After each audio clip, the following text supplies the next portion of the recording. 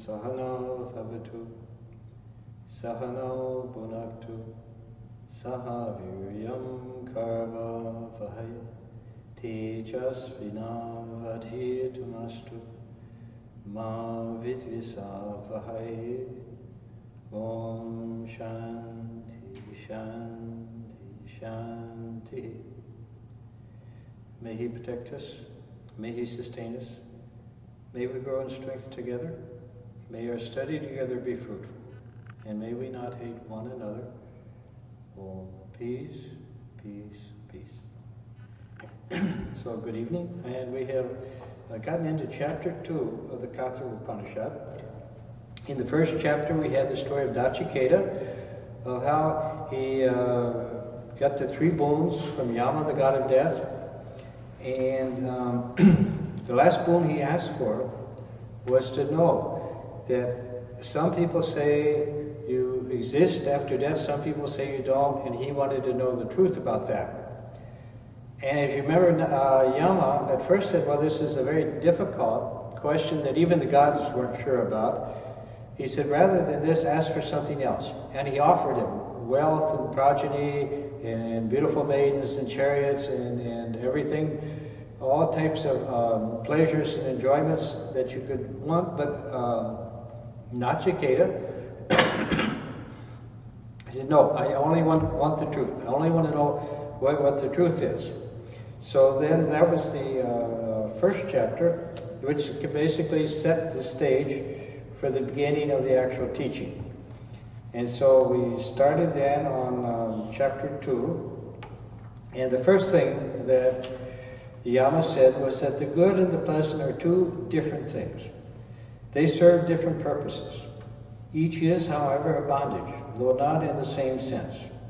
He who chooses the good does good to himself, but he who chooses the pleasant misses the purpose of life. So, this was his first teaching, and this is basically the theme probably for most of the Katha Upanishad, is that before each person, 2 paths are open. The path of the pleasant and the path of the good, prayas and shreyas. Now the path of the pleasant means you look outside and you see, well, the world is there and it looks good and it feels good and I enjoy it. And so the path of the pleasant means you spend all your time trying to enjoy the world, trying to get pleasure from the world, trying to achieve things in the world, trying to get things in the world, make money, get position, power in society, have a nice home, car, all these things. Your focus is there on trying to grab the various things in the world that will make you happy. So this is the path of the pleasant. Now what happens though is that as we do this, our consciousness, which in itself is infinite, is spiritual, is Brahman itself ultimately, that consciousness, which is vaster than the whole universe, it becomes material consciousness. Instead of, it forgets its identity as spirit. It forgets that it's anything other than just a physical body, and so its consciousness then becomes visible. And through that physical consciousness, you get some pleasure, you get some happiness in life, you get some joy, and you also sometimes get suffering and unhappiness. And in this way, the person takes on the sense that who I am this body. I'm this physical body. When the body is in good shape, when it's young and healthy and full of energy, the body gives a lot of satisfaction. As it gets old and worn out or injured or sick, then that same body starts to cause you pain and suffering. But the problem is that once you've attached yourself to the body, once you become so absorbed in the body, trying to enjoy things through the body, trying to experience pleasure through the body, then after some time, you don't know how to let go. And so when the body gets worn out, when it starts bothering you, when it starts giving you pain and suffering, you're still holding on to it. And so you're carried through these experiences. And this we see happening in life all the time. And eventually, we know the body goes. Eventually, the body dies. And then we realize, oh, I wasn't the body after all. So, but as long as we have that sense of being the body, and as long as we're seeking pleasure through the body, then we're carried on this kind of material path and going through ups and downs, pairs of opposites, you know, and never thinking of anything higher. This is about having a body is fine. The body is an instrument, but it's an instrument that's being used by the soul, by the spirit. As soon as when a person knows, he's aware that I'm a spirit, I'm immortal, eternal spirit, nothing can harm me, and this body is just an instrument which I'm using, then things are okay. Then things are, whether the body's there or not, it doesn't matter so much because the person hasn't lost the memory of who he is.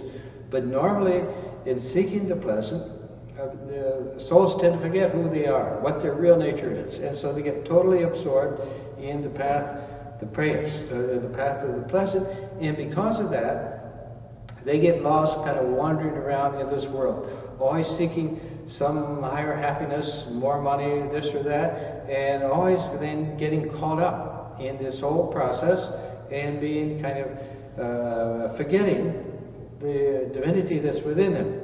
Now the path of the Shreyas, of good, this is going the other direction. This is, instead of seeking just pleasure, instead of seeking just a physical existence, a person begins to search within. Begins to seek, well, who am I? Or begins to seek God. Who is God? Where is God? How can I serve God? And so this is producing a change in consciousness. From being totally centered on the physical to being gradually more and more centered on the divine within. As we had mentioned earlier, Swami Vivekananda said, you know, that we all exist as three different beings simultaneously: physical being, mental being, and spiritual being. When our attention is completely focused on pleasure, on enjoying things in this world, our consciousness becomes absorbed in the world, and that's what our state of consciousness is. Okay, I'm a physical body. Sometimes I get pleasure out of that. Sometimes I get pain. When a person becomes more introspective, starts to go within, he becomes aware, oh, there's also a mind here. In that realm of the mind, it opens up a vast new area of experience. What you can get through physical experience and the pleasant is very limited, very small. You eat a good meal, you hear some good music, but it's very limited. But what you get through the mind is much vaster. In the mind, you can have all of knowledge, all of understanding, of beauty, of inspiration. Your consciousness then grows. It can grow, it can be aware of all of history, of all of science, of all different things, but it becomes, your life then becomes something much bigger and more satisfactory than just a purely physical existence. But then deeper, then even the level of the mind is the level of the Atman, the spirit within. And as you gradually realize, as you go within, as you get deeper within, you begin to realize that, okay, the mind is here. Different thoughts are here, knowledge, memories, things like that, activities taking place in the mind. But there's something else here. In addition to the mind, there's some other presence here, some other consciousness here. And slowly, the spiritual person gradually begins to become aware of that deeper consciousness, which is the reality of who he actually is.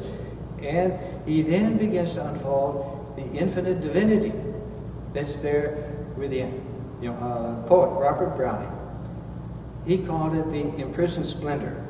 And this is actually what we're trying to do in this world, is to find a way to let that imprisoned splendor, that wonderful, glorious, divine part of us, then it come into consciousness, let it come into expression. And then we see everything gets transformed. And then when we look at the purely physical level, we see only physical forms. But when you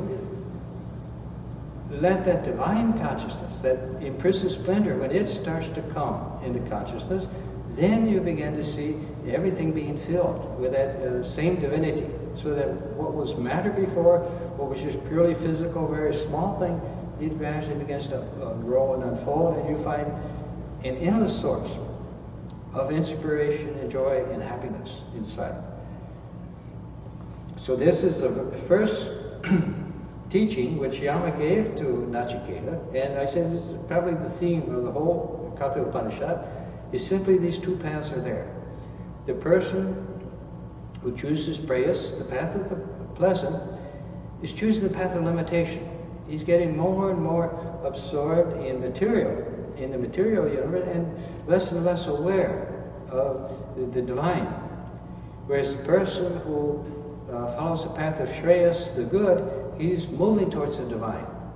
And but he's also moving away from the material.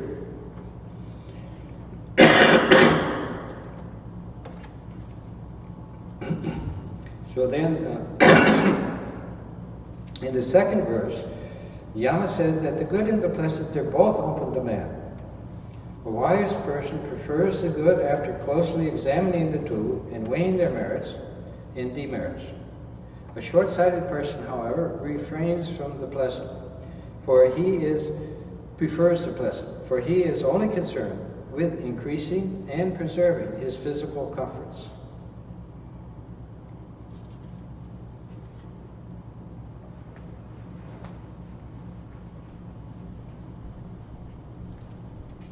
So for the majority of people, they're only concerned with praise to the blessed. They're only concerned with improving their physical life. And but for some who follow the path of Shreyas, they begin to seek the higher truth, the higher reality.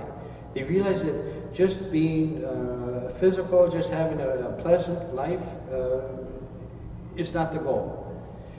That ultimately there's something higher than that, and so they begin this inner search, which ultimately is the search for God. Now both, and Yama had mentioned in the first verse that each, however, is a bondage, though not in the same sense. And the reason for this is that, okay, prayers, we understand that's a bondage. It takes the free soul, the vast infinite soul, and it makes it trapped kind of into matter, so that it becomes very small. But now the path of Shreyas, it says, though he said they're also a bondage in a sense. And the reason for this is that as long as a person is seeking the good, he doesn't have it. In other words, when you're searching, saying, I'm seeking God, I'm seeking spirit, I'm seeking this highest good, as long as you have the attitude that I'm seeking it, you don't have it. Now what realized souls say is that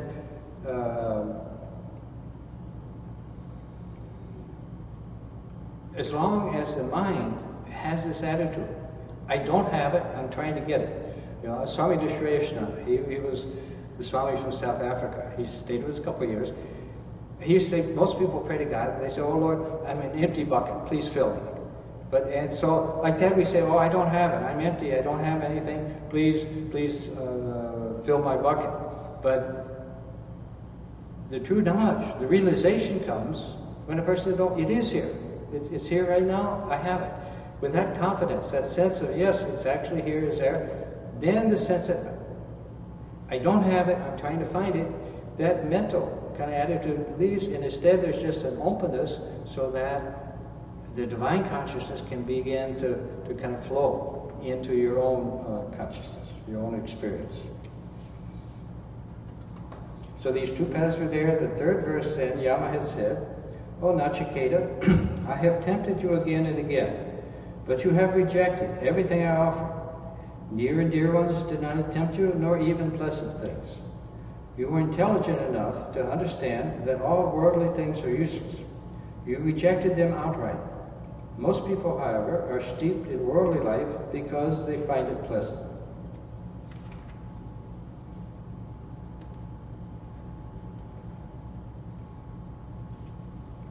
And then he said that secular learning and spiritual learning are at the opposite ends of the pole. They are different, and they have different purposes. This is well known. Nachiketa, I have found you intent on spiritual learning. I have tested you by offering you all kinds of attractive objects, but you have not shown the least interest in them.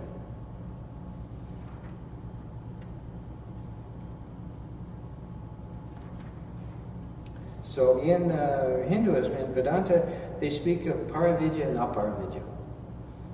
Aparavidya, the secondary knowledge, it includes all of our book learning, all the kind of things you learn in college and through courses and lectures and things. It includes also study of the scriptures, study of Sanskrit, all these things. These are considered Aparavidya, or secular knowledge.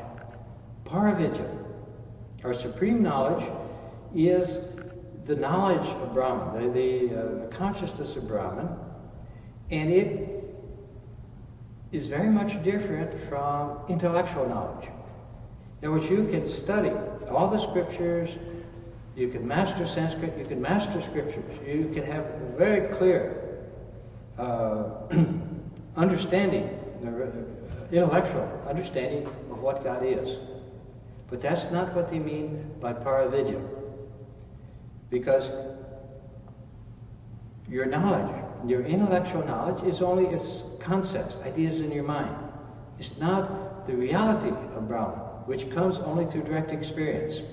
And the true spiritual learning, Paravidya, it doesn't come because of books or anything else, although those things are necessary. They prepare the ground.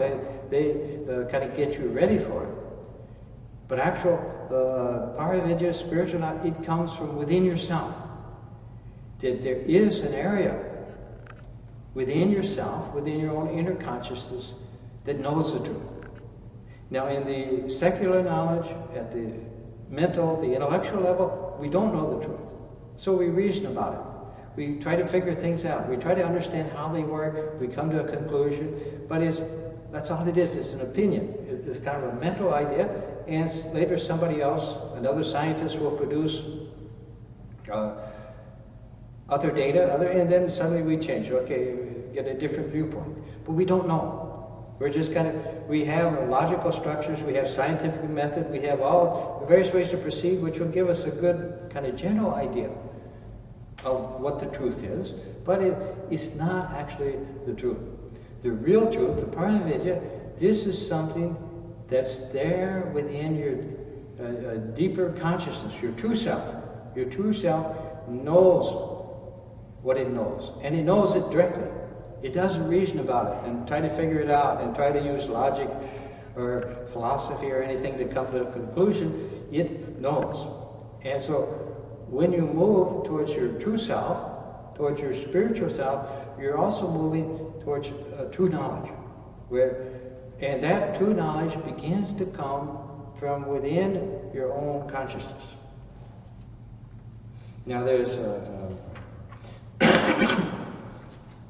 at the end of the Swami Varadananda's commentary on this verse, he mentions that there's no compromise possible. In other words, between the path of Prayas and Shreyas, between avidya and vidya, between aparavidya and vidya, is there no compromise possible? He says, yes, it is possible if you feel that whatever you have is for God. That is, if you feel that you are not the master, that God alone is the master. Non-attachment is the chief characteristic of this attitude. And non-attachment is only another name of renunciation, which Yama is praising in this verse. Now, when we read about Brahman, or think about Brahman, and think about this whole kind of vast, unknown spiritual knowledge, it can seem something very difficult. It's something very kind of hard to grasp, something very hard to reach. Because as a human being, more to a greater or lesser extent, our sense of identity, our sense of who we are is body and mind. I'm this person, I'm this body here, and I'm this mind with its memories and its attitudes and opinions and so forth. This personality, this is me. This is our starting point. Now then you say, no, that whole idea is wrong. Brahman is the reality, it's very difficult for the average person to kind of be ready to shift in that way. To say, okay, everything, my whole life, everything is actually false. That Brahman, the spirit, it's the reality. However, it becomes possible as a person, in whatever way, begins to approach that truth. In other words, you don't have to jump right away into being Brahman. You can begin to develop devotion to God, and you can begin to develop a sense of surrender to God, a realization that there's something higher than my personal self. The essence of our ignorance, the primary cause of all of our problems, of all of our limitation, the primary reason we don't know that we're one with God, that we're with God now, is that we have a sense of existing as a separate being from God, as something separate. This is what they call the ego, ahamkara, the sense of I'm this person here, and Brahman, God, or whoever is somewhere else, something different. And so is everybody else in the world. I'm here, I'm this person here, everybody else is somebody different. And usually, with that sense of ego, comes the idea that I'm the most important person in the world. You know, whatever's happening to me, this is what is the most important thing in the world. Now you've got 6 billion people in the world, you've got galaxies and everything, but my personal life, this is what really counts. And so your whole focus becomes my personal life, and that tends to be your total absorption of your attention is on what's happening with me. Now, and usually say, well, how can I get more pleasure? How can I get more money? How can I get a better job? And all this people focus on. And this creates this sense of separation from God. Now actually, as consciousness, as spirit, you're not separate from God. You're one with God, you're one with everybody else. But this ego creates a sense of separation, of isolation from God. And so then you set up barriers. My particular consciousness is this person right here. And the more egotistical a person is, the more kind of material his consciousness is, the stronger the barriers, the walls that he puts up around himself.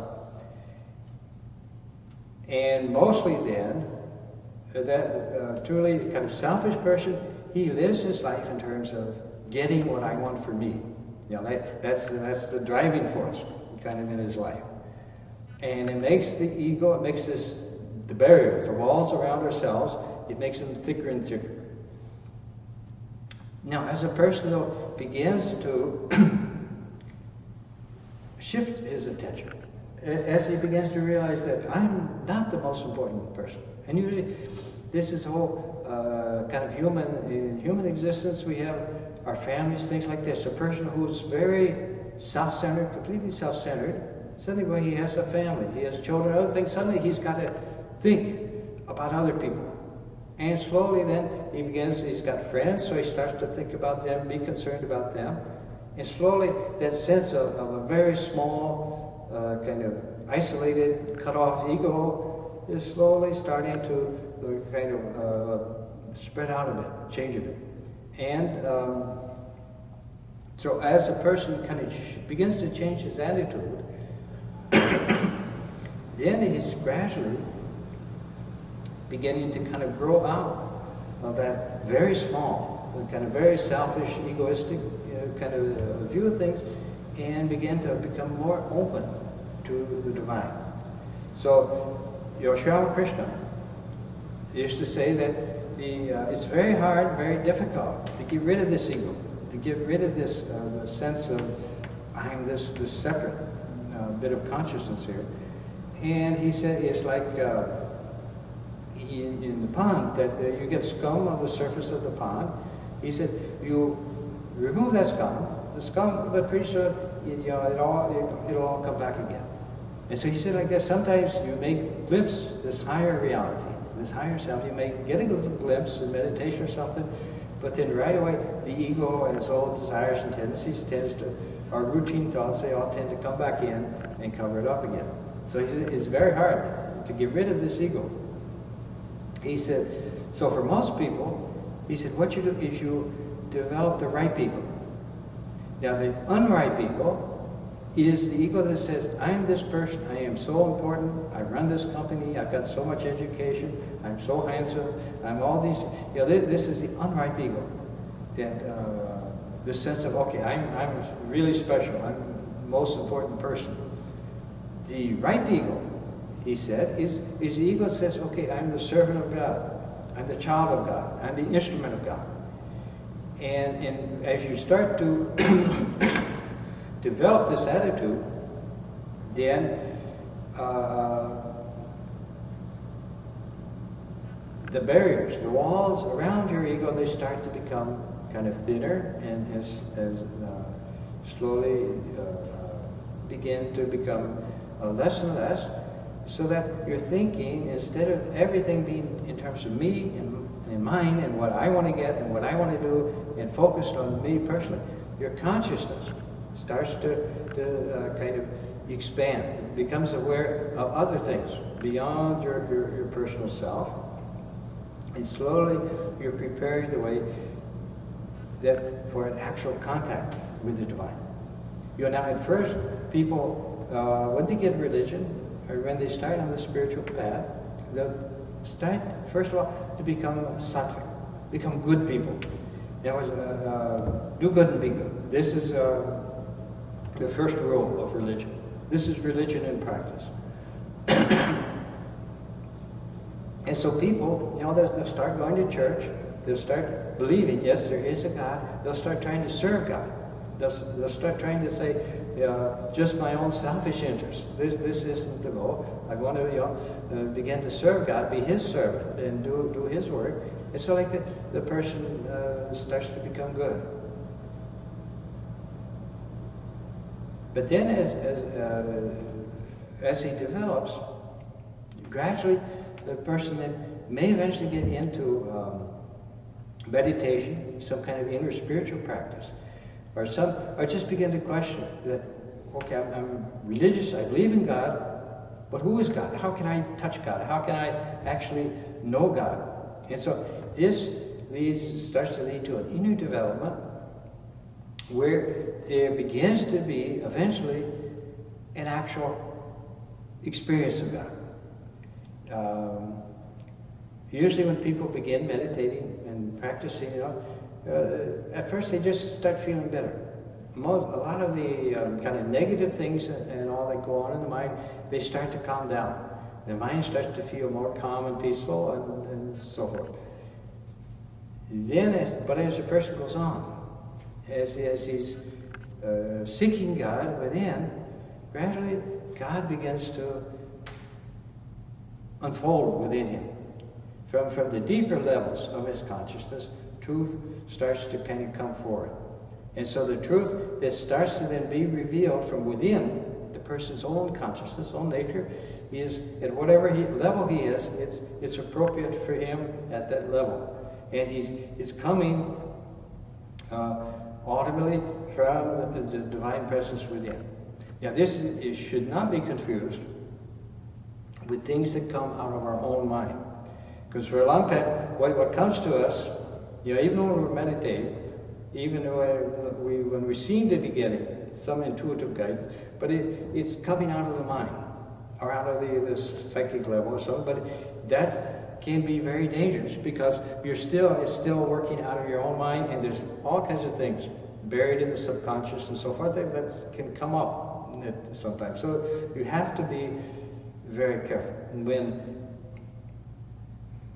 spiritual revelation comes, on the other hand, it's not weird. It's not some kind of strange psychic experience or anything. It's not voices speaking in your head, but there's a sense of presence that brings with it a conviction of the truth, of the reality of the experience. And the experience not only it doesn't just teach you, but it transforms you. It changes you. And this is what spiritual knowledge, the Parividya, this is what it actually is not ideas about God, not concepts or intellectual understanding. It's a transformation of your own consciousness into the divine consciousness. And this is difficult. I mean, it's a path, it's a journey. You're starting from the standpoint of I'm ego here, and then the divine consciousness, divine light is here, and then slowly the ego is kind of moving towards the light, and the light is moving, the grace is moving towards the ego, and eventually a point will come when a person can actually realize God, can actually get beyond his ego entirely, beyond his separate identity entirely, and realize God. But it's usually, for most people, it's a gradual process. That as you approach God, as you begin to experience the joy and the love and happiness of God, then you're drawn more and more. Sri Ramakrishna used to say, like God was a huge magnet, and we're all like iron filings. But he said in the beginning, the iron filings are all covered with dirt and rusted things, so they don't feel the pull of the magnet. But he said once the finally they get clean, purified, then automatically they begin to feel drawn towards the magnet. So in this way, even though Dharma, Jnana, or whatever, these things seem very difficult, very far off, that is that once you purify your mind somewhat, purify your selfishness and attune yourself a bit, then you begin to feel the grace. And then you begin to be drawn more and more. And so it's less and less. In the beginning, it's mostly your struggle, your effort, battling with the mind and things, but eventually everything becomes grace. Sri Ramakrishna said that God's grace is always blowing, the wind of God's grace is always blowing, but we have to unfurl our sail. Meaning that our job is to remove the barriers, to prepare ourselves so that the grace can gradually come. It's like the grace is always there. God's presence is always there. Every single moment of our life, God's full presence is there, but we're not aware of it. Because it's like the sun is shining, but we pull down all the shades in our house, and now we sit in darkness, and we say, oh, I have this person right here. As we begin to raise the shades, automatically then light begins to come in, and then these kind of high things gradually will begin to unfold from within ourselves. So the basic principle behind spiritual life, is not my will, but thy will be done. A person can do meditation, can attain yogic powers, all kinds of occult things or whatever, but as long as the ego is there, see, I'm using these powers, you may be using for good or for bad, but as long as the ego is there, see, I'm using whatever abilities I've got, I'm using it myself, I'm in charge here, then it doesn't lead to God realization. But when you develop an attitude of surrender, realizing that I'm not the reality, this personal self, I'm not the reality, I'm not in charge of the universe, I don't know what I'm doing, then you start to open yourself for God's guidance and presence. Then what comes is His power, His love, and wisdom flowing through you, and you're just kind of watching it. You're hardly involved. When you truly get into spiritual consciousness, everything it begins to unfold spontaneously, without your thought, without your worry, and trying to figure what should I do about this. You just there's a saying in New Age, saying that let go and let God. This is a principle: is that it's actually possible to allow God to come into your life and to express itself through you. And this is really what we're trying to do in this world. We're all like ideas in the mind of God, God trying to express Himself in this world, but as stronger the ego is, the less God's able to get in. It's like the mother is trying to vacuum the carpet, and a little 2-year-old said, no, let me do it. Well, she knows the chaplain can't really do it, but she says, all right, you want to do it. So like that, God lets us, if we want, we okay, let me do it. I'll straighten things out. And, He knows that we'll make a mess, but that's okay. But when we get out of the way and say, okay, God, you come, then the Divine Mother and then God's power, it then begins to flow through us, and there's no limit to what can be accomplished. As long as we have any sense of my personal desires, I want things to happen this way, I want to get this certain thing, then it doesn't function. But as that small ego gradually gets out of the way, as we change our attitude from my will be done to thy will be done, slowly there's an attunement, slowly there's a connection, and then the divine begins to operate, and literally there's no limit to what can be accomplished through that. But it will be according to God's will, not our will. And so this is the idea, is that the crux of our problems is that we develop this sense of ego. This sense that I'm a small individual that's cut off, that's separate, isolated from God, isolated from the rest of the universe, and then we were trying to seek things. And when we follow the path of prayers, the pleasant, it means that more and more our ego is trying to find satisfaction through different pleasure and possessions, things like that. When we follow the path of Shreyas, of seeking, well, what is the higher truth? What is the higher reality? Then at least we're moving in the right direction. We're moving towards that higher truth, and eventually we'll find it, because it's always there. And actually, as soon as we begin to actually want it, as soon as we begin to actually want God, then God begins to come. When we may be religious, we may be going to church or temple or anything, but don't really care about whether or not we realize God, then God says, okay, just live your life. But when a person actually begins to want God, then gradually God begins to come. Okay, and the next verse we had read was that those who are steeped in worldly pleasure think that they are intelligent and that they know the scriptures well. They are like blind people, being led by other blind people. They go round and round, always pursued by sorrow. So this is the nature of the world, is that nobody knows what's going on, but everybody's willing to tell somebody else what to do. It's only very few actually know the truth. Only those who have actually experienced God, who have attained that realization, or know what's really going on. Everybody else, we're just kind of in the dark, wandering around, but thinking we know what's the truth is. It's and that's one of the big obstacles, is that we think, oh, I'm so smart and I'm so intelligent, I know all this stuff. And then we say, okay, I've got it all, I don't need anything else. And so we don't get it. It's like the Zen master, a college professor. He was a professor of Buddhist philosophy in college. So this professor came to the Zen master and said, I want to learn Zen. Can you teach me Zen? And so then the Zen master said, okay, well, let's have tea first.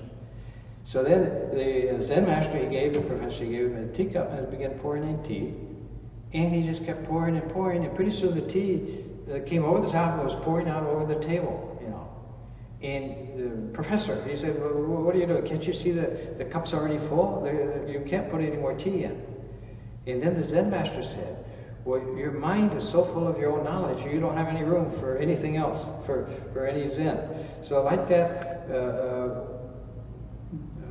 when we were convinced that I'm so educated, I've got so much knowledge, I know all this stuff, and then it forms a barrier to prevent the knowledge from coming. Because the real Paravidya, the real spiritual knowledge, is something that has to unfold within. But as long as your mind is full of all kinds of things you read in books and so forth, then there's no room. And as long as you've got strong opinions that this is what it is and this is what it is, it's actually that type of higher knowledge only comes when there's a vacuum. And we'll see this even in an ordinary experience. Say you've lost your key. Yeah, and you rack your brains. Where did you put the key? And you can't remember. You try to trace it. But then 15 minutes later, you're not thinking about anything. Not thinking about the key, not trying to find it, not thinking about anything. And suddenly, here the answer will come in your mind. Or like that. As long as we're full of theories and opinions and ideas about things, the real knowledge, that intuitive knowledge that comes from it can't get in. But at some point then, when we get quiet, when we get just receptive, when we get open to God, then the knowledge can come. And gradually then, as a person goes on practicing meditation and things, he gradually gets a kind of mastery of the technique, so that more and more he discovers kind of how to get into that state where the connection is made. And then his spiritual life actually becomes spiritual. It starts to unfold from within, from the deeper spirit within, and gradually lead him eventually all the way to realization of his true self, of his oneness with Brahman.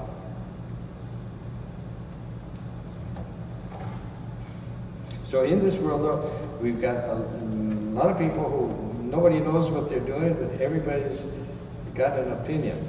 And often, the most ignorant people have the strongest opinions, for some reason.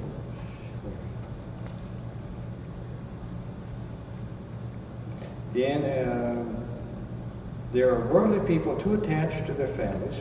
They may also be very proud of their wealth. The world mesmerizes them, and they become childish. They think that the world they see around them is the only world that exists, and they do not believe there is any other world. It therefore never occurs to them that they should perform duties preparatory to their journey in the next world. Such people come under my control again and again. Okay, I don't think we got this verse last time. So anyway, so then the commentary from Swami Varadananda says that some worldly people never think of their life after death. They may not even believe that there is such a thing, and they do not, therefore, make any preparations for it. They are only concerned with what is present. It is the world they see, feel, and live in that matters. And since they do not see any other world, it does not exist, and they do not worry about it. They have children, they have money. They have plenty of things to enjoy, and they are happy. The world has so bewitched them that they have become thoughtless and childish. They do not recognize that life has a purpose, which is the attainment of self-knowledge. Only a human being can attain self-knowledge, for he can think, argue, and discriminate, and he can reject the pleasant for the good. If he does not try to attain self-knowledge, then his life is in vain. By only living for sense pleasure, he commits suicide. He is born again and again, and is completely at the mercy of Yama. A thoughtful person always keeps the goal of life in view, the attainment of self-knowledge. Everything he does is directed to that goal. If a person does not direct his life in that way, he is foolish and immature.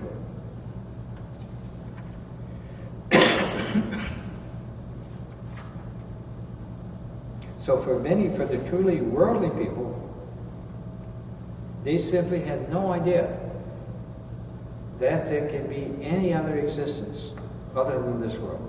And they have no interest in anything. So all their attention is on this life and on trying to accomplish things in this life, trying to get things into this life.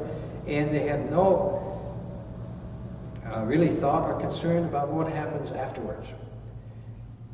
Now death is probably, everybody is aware that death is there, but nobody thinks they're going to die. You know, my father, he was in the Marines during World War II, and I remember he once said that the only reason you have wars is because everybody assumes the other guy's going to get killed. You know, nobody thinks it could happen to me.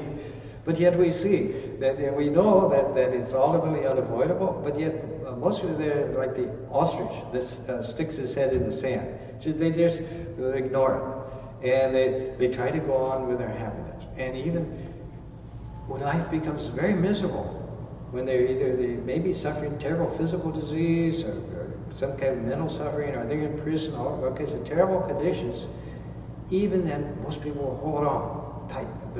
This is my life, this is what I want. And they won't look for anything higher. And so in this way, people, the great majority of people, they tend to ignore the situation. People think, okay, I'll do, even if they're convinced, yes, this is the goal, they say, okay, I'll do that later, after I retire. I know people, they would say, as soon as my husband dies, then I'll be able to be religious. But you find out that they don't change much at all. And so like that, people think, well, one day if I go to an ashram, then I'll be religious. But you bring to an ashram, you bring your own mind. And if you haven't started to work with it now, then it's still going to create problems for you. So like that, most people in the world, they don't want to hear, like people who would come to Sri Ramakrishna. A group of friends or something comes to see Ramakrishna. Some of them would be genuinely have a feel, have a devotion, and they would be enthralled to sit in Sri Ramakrishna's company. But then he said their friends would come along, they'd sit there for 15 minutes and say, oh, okay, I'm going to go look at the river, I'm going to go look at the temple.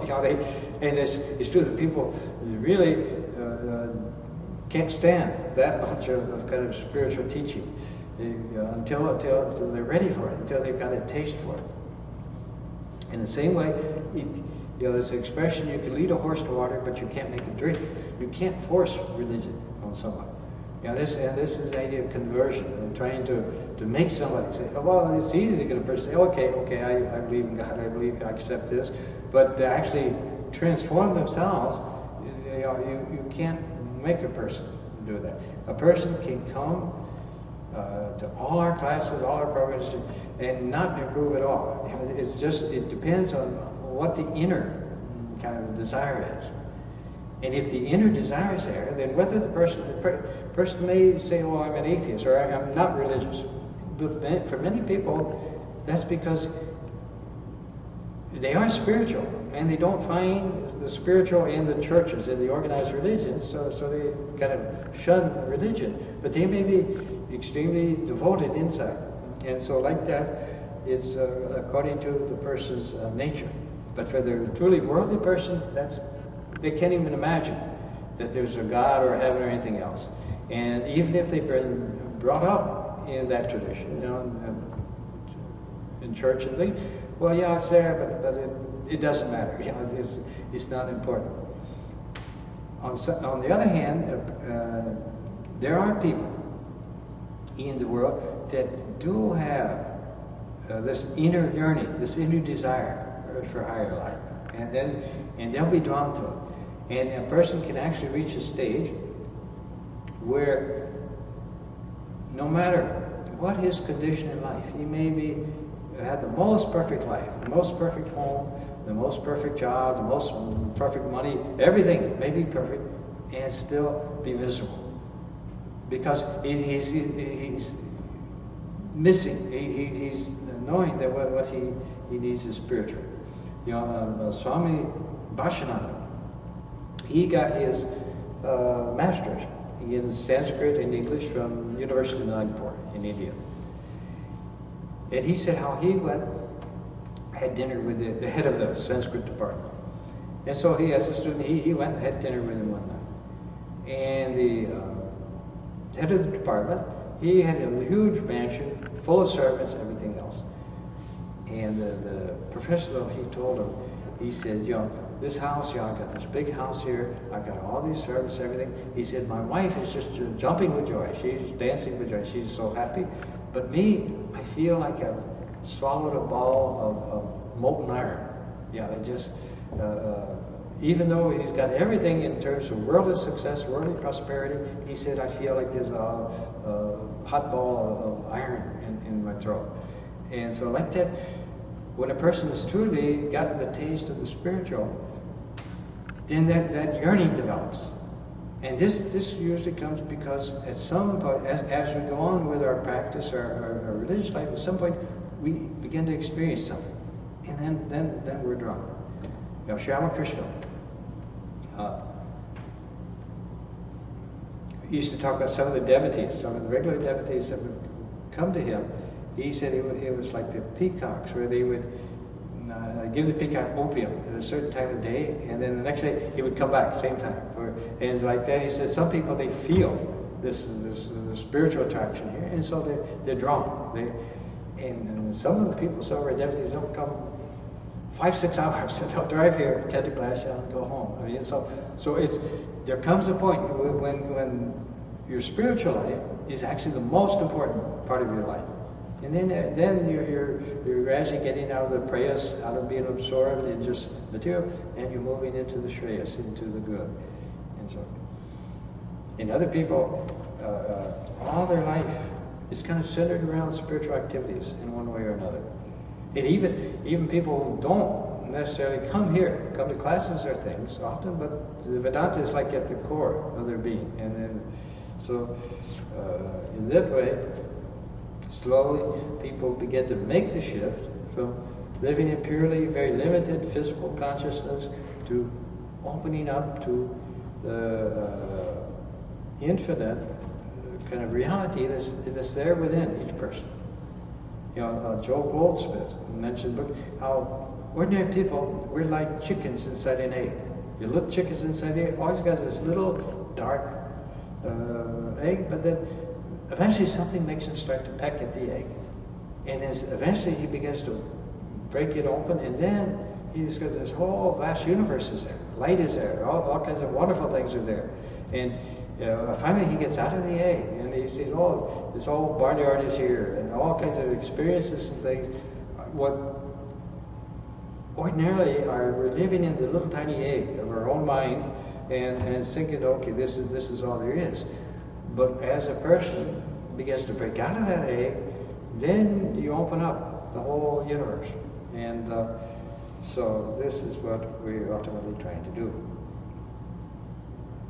Okay, so we'll stop here. Basically, we've just, I think, kind of gone over what we did last week. But we're in chapter 2 now, where we get the teachings. And like I said, the basic teaching you got in that very first verse, that there's the two paths, prayas the pleasant and shreyas the good, and the person who is drawn to the prayas, he goes more and more into the cycle of constantly taking on a body, going through physical experiences, the body dies, then he takes on another one, goes through more experiences like that. Whereas the shreyas, the person is ultimately moving towards unfolding the infinite divinity, the imprisoned splendor of his own true nature.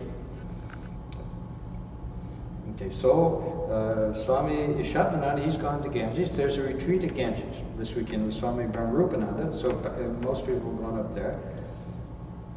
And then Swami Varadananda, he's got a couple programs in Detroit, and so he won't be back for Sunday, so I'll be doing the Sunday talk on meditation. And then he'll come back and he'll do the Tuesday class and so forth. We'll continue. Om Kasato Ma Sadgamaya Tamaso Ma Jyotirgamaya Mrityurma Amritam Gamaya Om Shanti Shanti Shanti. O Lord, lead us from the unreal to the real. Lead us from darkness to light, and lead us from death to immortality. Oh, peace, peace,